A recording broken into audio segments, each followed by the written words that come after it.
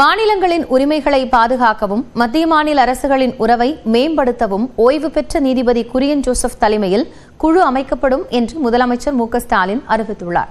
சட்டப்பேரவையில் கேள்வி பதில் நேரத்திற்கு பிறகு முதலமைச்சர் மு க ஸ்டாலின் விதி எண் 110 கீழ் புதிய அறிவிப்புகளை வெளியிட்டார். அப்போது பேசிய அவர், மாநிலங்களின் உரிமைகள் ஒவ்வொன்றாக பறிக்கப்பட்டு மாநில மக்களின் அடிப்படை உரிமைகளையே மத்திய அரசிடம் போராடி பெற வேண்டிய இக்கட்டான நிலையில் இருப்பதாக வேதனை தெரிவித்தார். மாநிலங்கள் அனைத்து அதிகாரங்களையும் கொண்டவையாக விளங்கினால்தான் மாநிலங்கள் வளர்ச்சி அடையும் என்றும் இந்தியாவும் வலிமை பெறும் என்றும் கூறினார். இதனை உணர்ந்து மாநிலத்தில் சுயாட்சி மத்தியில் கூட்டாட்சி என்கிற பரந்துபட்ட கொள்கை முழக்கத்தினை தமிழ்நாடு தொடர்ந்து முழங்கி வருவதாகவும் தெரிவித்தார்.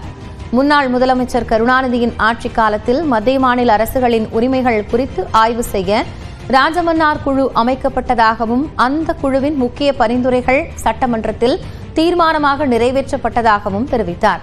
அதன் பின்னர் மத்திய மாநில அரசுகளுக்கிடையே உறவுகளை மேம்படுத்திட சர்க்காரியார் ஆணையத்தை அமைத்த மத்திய அரசு அந்த ஆணையம் அறிக்கை தாக்கல் செய்த பிறகும் எந்தவித மாற்றமும் இன்றி ஏமாற்றமே தொடர்வதாகவும் குறிப்பிட்டார்.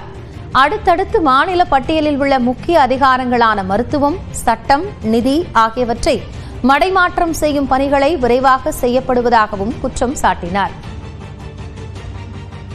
மாநில அரசின் கல்விக் கொள்கையின் அடிப்படையில் மருத்துவக் கல்வியில் தமிழ்நாட்டு மாணவர்கள் பங்கேற்பதை உறுதி செய்யும் வண்ணம் இருந்து வந்த நமது கல்விக் கொள்கையினை நீர்த்து போகச் செய்து முழுமையாக ஒன்றிய அரசின் கட்டுப்பாட்டில் நீட் எனும் ஒற்றைத் தேர்வின் வாயிலாக மட்டுமே மருத்துவக் கல்வி இடங்களை நிரப்பும் முறைக்கு மாற்றப்பட்டுவிட்டது. இந்த நீட் தேர்வு ஒரு சாராருக்கு மட்டுமே பயனுள்ளதாகவும் இந்த நீட் தேர்வால் ஏற்பட்டுள்ள இன்னல்களை களையும் விதமாக இந்த சட்டமன்ற பேரவையால் நிறைவேற்றி அனுப்பி வைக்கப்பட்ட சட்டத்துக்கு ஒப்புதல் மறுக்கப்பட்டுள்ளது. இந்தி மொழியை ஒன்றிய அரசு மறைமுகமாக தமிழ்நாட்டு மாணவர்கள் மீது திணிக்க முற்படுகிறது. தேசிய கல்விக் கொள்கையை ஏற்காததால் தமிழ்நாடு அரசுக்கு விடுவிக்க வேண்டிய சுமார் 1500 கோடி ரூபாயை மத்திய அரசு விடுவிக்காமல் மாணவர்களின் நலனை வஞ்சித்து வருவதாகவும் முதலமைச்சர் சாடினார்.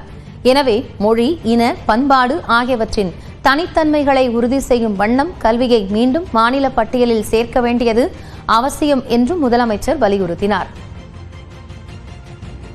இந்திய அரசியலமைப்பு சட்டத்தில் வழங்கப்பட்டுள்ள மாநிலங்களின் நியாயமான உரிமைகளை பாதுகாக்கவும் ஒன்றிய மாநில அரசுகளுக்கு இடையேயான உறவுகளை மேம்படுத்திடவும் உச்சநீதிமன்ற மேனாள் நீதியரசர் திரு குரியன் ஜோசப் அவர்களை தலைவராக கொண்ட குழு அமைக்கப்படுகிறது. இதன் உறுப்பினர்களாக இந்திய கடல்சார் பல்கலைக்கழகத்தின் மேனாள் துணைவேந்தரும் ஓய்வு பெற்ற IAS அதிகாரியுமான திரு அசோக் வர்தன் ஷெட்டி அவர்களும், தமிழ்நாடு மாநில திட்டக்குழுவின் மேனாள் துணைத் தலைவர் பேராசிரியர் மு நாகநாதன் அவர்களும் இருப்பார்கள். உயர்நிலைக்குழு இடைக்கால அறிக்கையை ஜனவரி மாத இறுதிக்குள்ளும் இறுதி அறிக்கையை 2 ஆண்டுகளிலும் அரசுக்கு வழங்க வேண்டும் என எதிர்பார்க்கப்படுகிறது.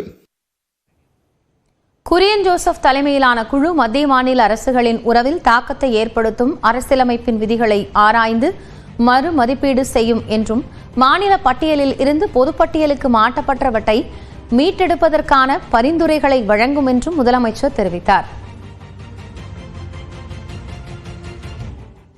மத்தியில் ஆட்சியில் இருந்தபோது மாநில சுயாட்சி குறித்து குரல் கொடுக்காமல் தற்போது குரல் கொடுப்பதினால் என்ன பயன் என்று முதலமைச்சருக்கு எதிர்க்கட்சி துணைத் தலைவர் RB உதயகுமார் கேள்வி எழுப்பியுள்ளார். சட்டப்பேரவையிலிருந்து வெளிநடப்பு செய்த பின்னர் செய்தியாளர்களிடம் பேசிய அவர், விதி எண் 110 கீழ் முதலமைச்சர் வெளியிட்ட அறிவிப்பு வெறும் கண் துடைப்பு நாடகம் என்று விமர்சித்தார். இந்த மாநில சுயாட்சி பற்றி உண்மையிலே திமுகவுக்கு அக்கறை இருக்குமானால் மத்தியிலும் அவர்கள் அமைச்சரவையில் இருந்தார்கள், மாநிலத்திலும் அவர்கள் ஆட்சி பொறுப்பில் இருந்தபோது மக்கள் மீது உண்மையான அக்கறை இருந்திருந்தால் இந்த மாநில சுயாட்சியை பற்றி அப்போது பேசியிருந்தால் இவர்கள் கொடுக்கிற இந்த தீர்மானத்தை, இந்த அறிவிப்பை மக்கள் ஏற்றுக்கொள்வார்கள். இல்லை என்றால் இது முழுக்க முழுக்க மடைமாற்றம் செய்கிற, மக்களை ஏமாற்றுகிற இந்த அறிவிப்பை என்பது மக்களிடத்தில் எந்த விதமான தாக்கத்தையும் ஏற்படுத்தாது. ஊழல் குற்றச்சாட்டுகளில் சிக்கியுள்ள அமைச்சர்கள் KN நேரு, செந்தில் பாலாஜி ஆகியோர் மீதும் பதவி பிரமாணத்தை மீறி செயல்பட்ட அமைச்சர் பொன்முடி மீதும் நம்பிக்கையில்லா தீர்மானம் கொண்டு வந்து பேச சபாநாயகர் அனுமதி வழங்கவில்லை என்று எதிர்க்கட்சி துணைத் தலைவர் RB உதயகுமார் குற்றம் சாட்டினார். உள்ள அமைச்சர்கள் மீது நம்பிக்கையின்மை தெரிவிக்கும் அந்த தீர்மானத்தின் மீது விவாதிக்க வேண்டும் என்று கோரிக்கை வைத்தோம்.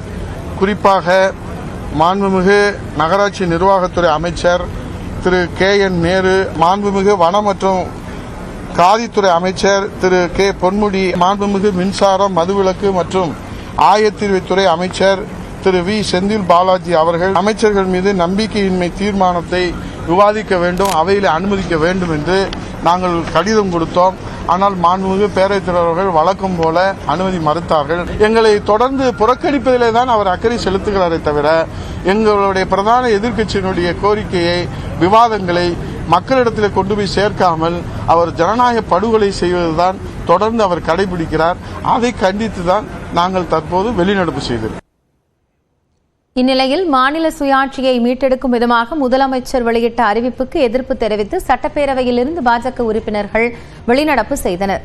அப்போது செய்தியாளர்களிடம் பேசிய பாஜக சட்டமன்ற குழு தலைவர் நயினார் நாகேந்திரன் மாநில சுயாட்சியால் நாட்டின் வலிமை குறைந்துவிடும் என்று குற்றம் சாட்டினார். மாநிலத்துக்கு முழு அதிகாரம் வேண்டும், சுயாட்சி வேண்டும் சொல்லியிருக்கிறாங்க. அதை ஏற்க இயலாது. மாநிலங்களுக்கு தனியாக சுயாட்சி முழு அதிகாரம் கொடுக்க முடியாது என்பதுதான் எங்களுடைய கருத்து, பாரதிய ஜனதா கட்சியுடைய கருத்து. தேர்தலை முன்னிறுத்தி ஏதாவது ஒரு தீர்மானம் ஏதாவது கொண்டு வரணும் அவங்க நினைச்சிட்டு இருக்கிறாங்க. அது உண்மையிலேயே மக்களுக்கு விரோதமானது, இந்த தேசத்திற்கு விரோதமானது, வருங்கால நாட்டிற்கு நமக்கு அது மிக விரோதமான ஒரு செயல். அதனால தான்